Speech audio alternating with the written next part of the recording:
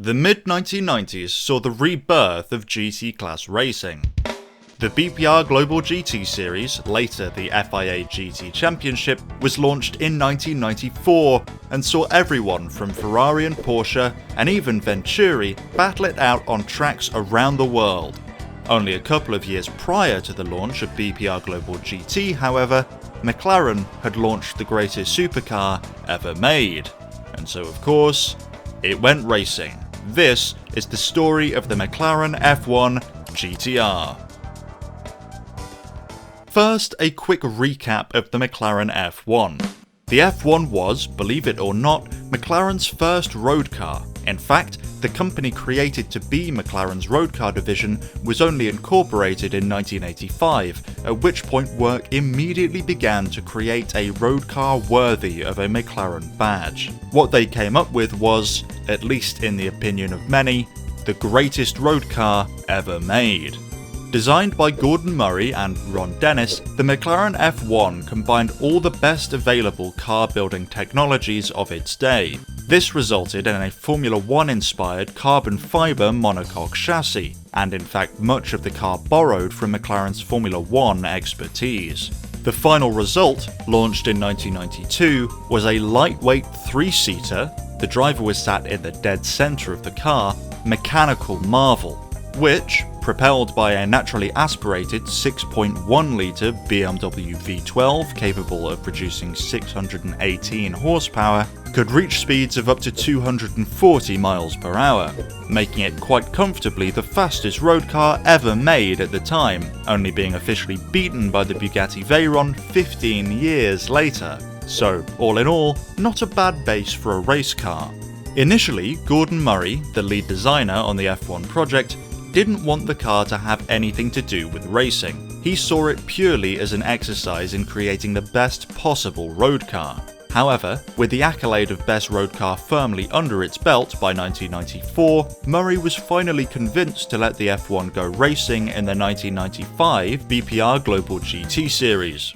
While the road-going F1 was a fantastic place to start a GT car development program, it did need some modifications to be able to go racing, mostly in the form of aero parts and cooling ducts. In addition, of course, the interior was stripped of all of its luxuries, however a remarkable amount was kept the same. The GTR of course retained its advantageous central driving position, as well as the 6.1-litre V12, which actually produced less power in the GTR due to an air restrictor. The standard gearbox was also kept, and even the butterfly doors were retained on the racing versions. Allegedly, the F1 GTR created so much downforce that it could be driven upside down, as long as it was moving at least 100 miles per hour, though I don't actually believe anyone ever had the guts to test this. 9 cars were built for the 1995 season, all of them delegated to privateer teams. The cars debuted at the season opener of the 1995 BPR Global GT series at Jerez, where F1 GTRs claimed the top 3 spots in qualifying, setting the tone for the entire season. GTC competition won at Jerez with the F1 GTR, and then again at the next race too. The third race of the series at Monza would go the way of West competition, who were also running an F1 GTR, followed by GTC winning again at Jarama. At the Nürburgring, F1s would occupy the first 5 grid spots, with the winning car being that of GTC. A McLaren F1 would then also win the following race at Donington Park, before a brief lull where Porsche and Ferrari managed a victory each, before F1 GTRs went on to win the final 4 races of the season, with the championship going to West competition.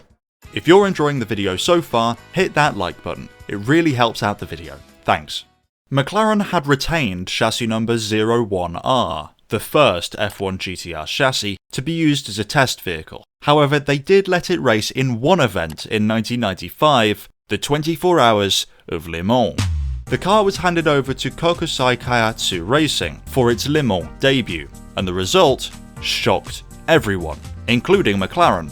The car won the race.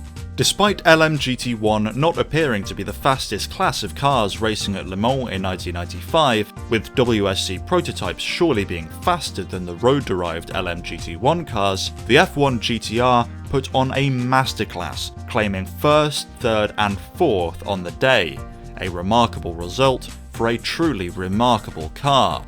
With the huge successes of 1995, sights were set on the 1996 season. Le Mans saw McLaren facing tougher competition in 1996, as Porsche had their new 911 GT1, and of course there was the small matter of the TWR Porsche WSC 95 LMP car. Despite clearly being on the back foot, McLaren F1s still managed to finish 4th, 5th, 6th, 8th, 9th and 11th at Le Mans in 1996, an impressive result for a road car chassis conceived more than 5 years prior. This was a sign of things to come though. That being said, 1996 was by no means a failure for the F1 GTR, as GTC competition still managed to take overall victory at the BPR Global GT Championship, and Team Go went on to win JGTC with the McLaren F1 GTR the same year. McLaren could see that the F1 GTR wasn't as competitive as it had been in 1995, and so for 1997, they set about modifying the F1 even further in an attempt to try and compete with the homologation specials of Porsche and Mercedes. This resulted in the creation of the menacing-looking F1 GTR Longtail, which, as the name would suggest, boasted extended bodywork to increase the car's downforce. There was also plenty of modifications under the skin too. Most notably, the engine displacement was reduced to 6 litres and power was brought to a nice round 600 horsepower. In fact, the extent of the modification done to the F1 GTR in 1997 meant that McLaren actually had to make a few road-legal cars to meet homologation rules, and they called it the F1 GT.